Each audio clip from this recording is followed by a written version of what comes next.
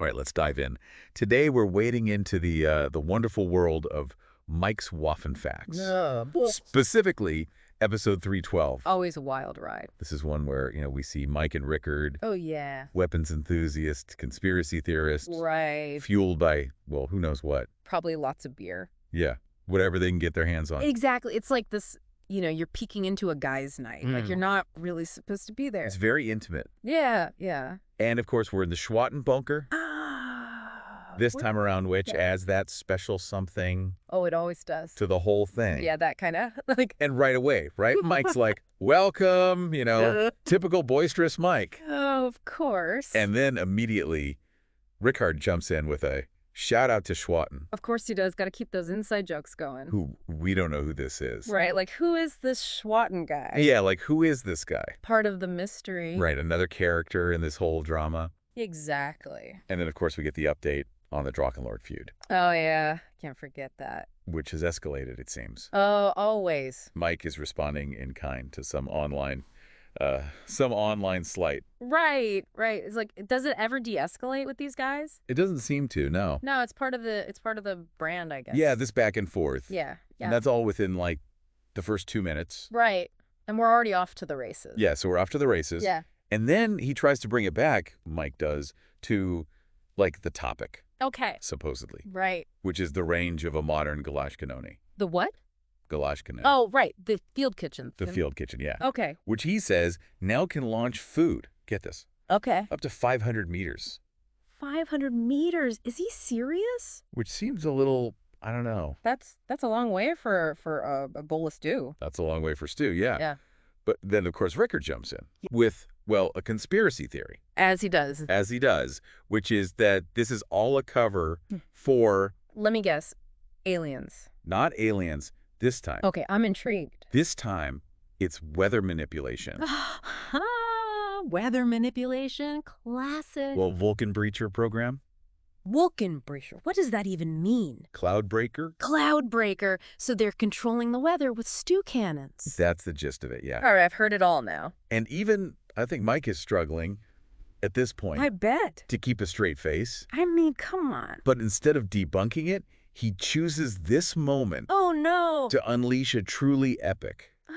Tell me he didn't. Oh, he did. No, not on the podcast again. It was a very long fart. Oh my God, that's fantastic. And it's just like, that sums up the show, doesn't it? It really does. Like this weird mix of weapons talk, conspiracy theories, and well-timed bodily functions. It's beautiful in a way. It's something else. It's like performance art. It really is.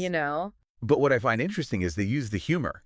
Yeah. Even if it is kind of crude. Yeah. To undercut Rickard's theories, Yeah, it's like they're playing with those fears, right? They are. The government's controlling everything. Yeah, the anxieties we have about, all of that. Right, but they're making it funny. But it's funny. Yeah. But it's also like unsettling, Oh, absolutely. Yeah, it's a weird mix. Like unsettlingly funny. It's like you're laughing, but you're also like, wait a minute. Yeah. Is there something to this? Yeah, it makes you think. Yeah. And then just when you think, okay, we're getting a handle on this. Yeah. We're following the thread. Yeah. Rickard brings up Waterloo.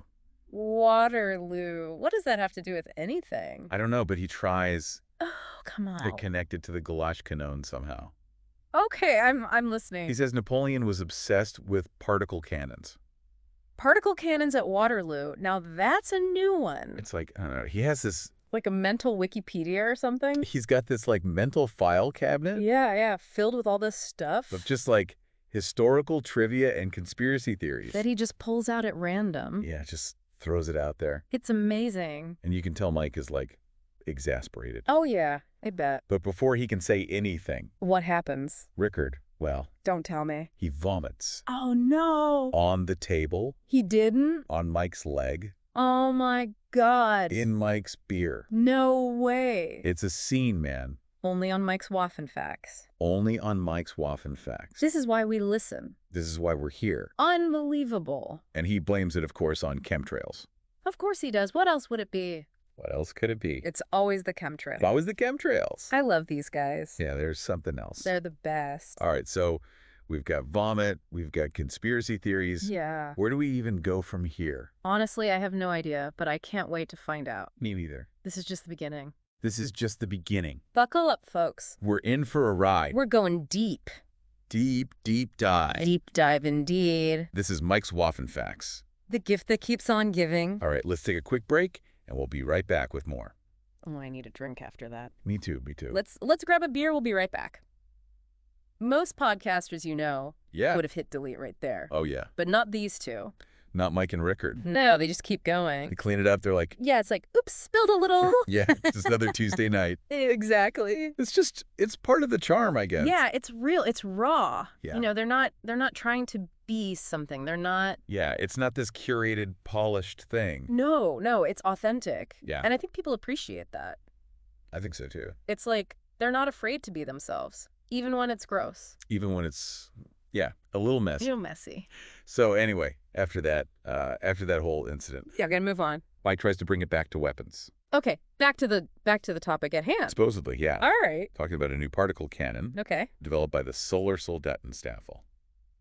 Oh, what? Solar Soldatenstaffel. SS. Yeah. That's a new one. I think this is their own invention. Oh, okay. So they're making stuff up now. It wouldn't surprise me. That's but right. And I in the world of the show, right, it's this shadowy organization. Okay, I like it. Adds to the mystique. Yeah, very mysterious. Yeah. And of course, what does Rickard say? Rickard has to weave it into a conspiracy. I was about to say, he can't let a good organization go to waste. He claims they're using alien technology. Aliens. I knew it. And these particle cannons are for invading Mars. Of course, Mars. It all makes sense now. And you can tell Mike is just like, ugh, here we go again. Yeah, but I bet he secretly loves it. I think, deep down, yeah. It's like, it's their thing, you know? It's their back and forth. Yeah, they feed off each other. But you. It's great. It's entertaining, that's for sure. And then they go from alien tech to, wait for it. Cool what? Arschbombentechniken. Arschbombentechniken. Okay, I don't even know what that means. It's German for butt bomb techniques. Butt bomb techniques. Yeah, essentially ways to do a cannonball. Okay, so they're talking about jumping into a pool. Yes, but they're treating it like it's, rocket science. Oh, I get it. It's that juxtaposition again. Exactly. Like taking something mundane and making it absurd. Yeah, and they're so serious about it. Oh, absolutely serious. Like it's the most important thing in the world. Rickard even uses this term, Rückwärtige Schraubenzieher. The reverse screwdriver. Yeah, I guess that's a cannonball technique. Oh, I bet it's spectacular. I have no idea what it looks like. Me neither, but I can imagine. And then What happens next? Rickard decides to demonstrate a somersault. Oh, no, this can't be good.